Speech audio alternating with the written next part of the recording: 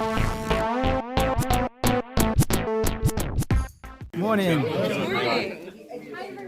Everybody good? Yes, sir. Good morning. Yes, sir. Great. Just getting my video set up for you. So while she's getting set up, I'm Keith Chum with the Nerds of Color. Hey, I'm look at a that. big fan of yours. Actually, here's a secret no one's known. One of the inspirations for forming the Nerds of Color is that there was this website called That Minority Thing many years ago. Oh yeah. I know I somebody was involved. I with think that. so. And that was one of the influences. I think one of the writers was a friend of mine, Micah May. Yeah. So she's a friend of mine, and that was one of the inspirations for starting the Nerds of Color. Well, terrific. I'm glad that So please have I was able to inspire somebody in some way, at least once in my life. Yes, sir. Thank you for being part of this. Thank you for coming here to DC and DC and speaking with us. It was just announced your new book, what is it, The Alternate History of DC? The Other History of The Other DC. History of DC. That is an exciting premise. Who approached whom? Did you come to DC and say, I want to write about Renee Montoya and Katana and all these characters, or did they come to you and say, we have all these characters of color, can you write about them? No, we had the second series of the American Way was underway, and it was going very smoothly. And they asked me if there was anything else that I want to do or write about. I said, there's this project, and I really, I'm pitching it. It was one of those things where the expectation for a no of like, no, you can't take our hero, you can't do that, you can't, and it was.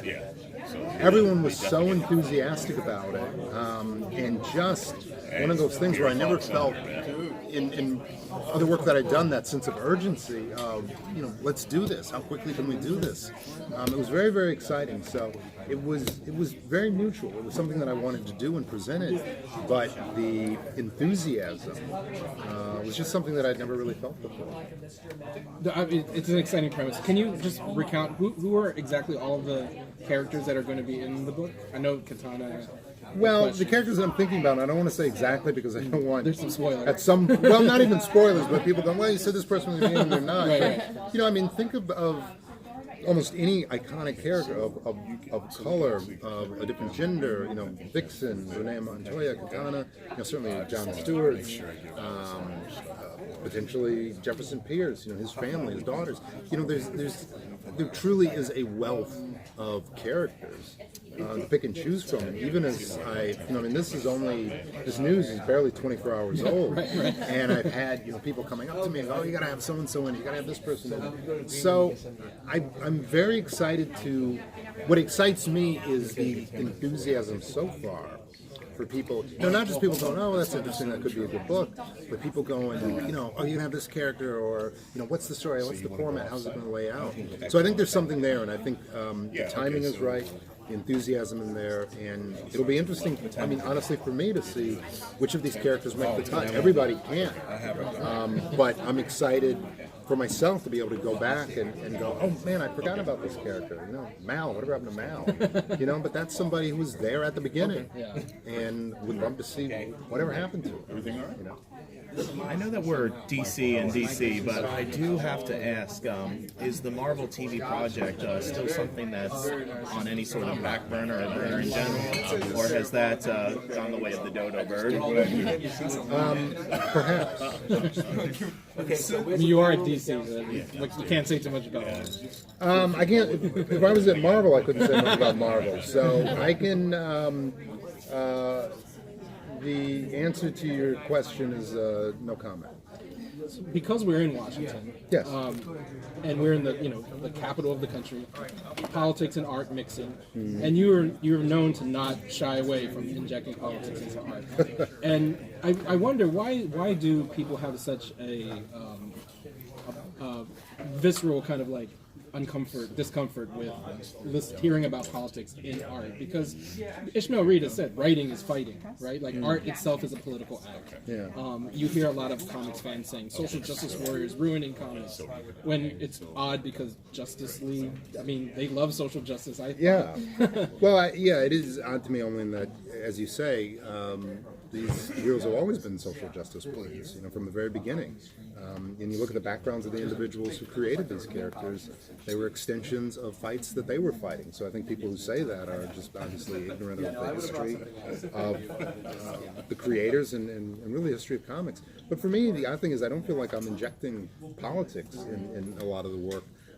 it's perspective, it's reality that Yeah. for people outside of the prevailing culture, every day is a fight for dignity, struggle. I mean, we're seeing that right now, whether it's in Hollywood, in the press, in the media. Things that individuals, women in particular, have had to deal with on a daily basis. And so do you say, well, that's politics, to be able to talk about how you're treated or demand to be treated fairly, or when you're mistreated to have some kind of recourse? Or is that life? Right. So I write about life, and other people presume it to be politics. Just realize everything that you've done has been politics, and I never felt like you were shoving down my throats, but that's how you saw the world, that's how you felt, that were your expectations, and I paid my money, and I went to the theaters, or I bought it, and I enjoyed it. So all we're saying is do the same. Right. Nobody's shoving down your throat, but yeah, actually, some days for us are struggles, some days, as with Black Lightning, you're trying to be a dad, or a teacher, or a parent, and things are a little bit different. But this idea that oh, you're shoving it down their throat. You're not shoving it down your throats. We're presenting it, and we hope that you'll engage with it. And if you choose not to, there's several billion of us out there who are prepared to engage with it. Right. So, Do you think that being able to play in a fantasy world helps you to express the concerns that we're talking about in a way you might not be able to, or they might not be as well received in a nonfiction? oh, absolutely. I mean, that's part of sci-fi or fantasy. Whether it was Twilight Zone or Star Trek. I don't think it was an accident that the first interracial kiss, though at least what is credited as being the first interracial kiss on television, even though perhaps they slighted it a little bit, was on Star Trek, happening in the far, far, far, far future. But also that you had an integrated crew on a spaceship in the far, far future. So the audiences for sci-fi and fantasy have, in my opinion, always been ahead of the curve, and an audience that has embraced, has been open-minded. I certainly think, like a lot of spaces, sometimes that gets taken over by, it takes fewer and fewer people to suck up more of the oxygen now. It's easier to do, but the reality is the vast majority of the audiences want to see these stories that transport them to different places, represent different individuals. It's obvious and it's true. So yes, it's absolutely easier, but part of it is easier because that audience has always been more receptive. I'm also a big fan of The American Way. And what brought you back to that world? It was, 10 years ago? It was exactly 10 years.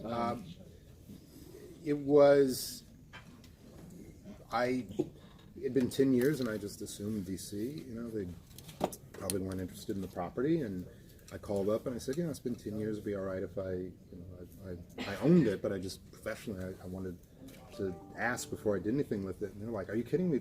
We would love to do this. We've been waiting for the last 10 years. Essentially, it was like two significant others who just never told each other how they really felt.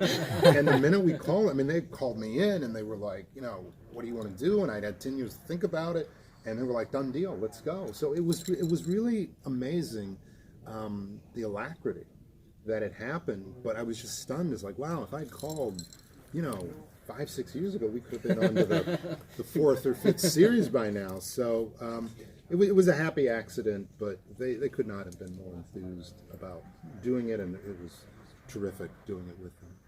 Now, folks, the panel is starting. So geez. So you want to do a drop? If you guys, if you want to do your drop, and Wrap then up get real you quick. downstairs. Okay, great. Go ahead, Patrick. Awesome. Thank you so much, sir. Appreciate it. I'm Patrick with New Release Wednesday and the Nerds of Color. We are also representing hashtag Black Heroes Matter. If you could maybe send a message out to our folks with the Nerds of Color and Black Heroes Matter. Yeah, do you want me to literally say that? While you hold Because it. my memory is... No, just Or just forward. any kind of message or anything you want to say, as a man of color and representing in the characters you do. All I would say is if you want to see more characters of color, of orientations other than your own, of other genders, you got to support. So get out there, support, watch, vote with your dollars, because that's the only way you're going to see more of it. Thank you so much, sir. Thank you, you. sir. Thank you very much.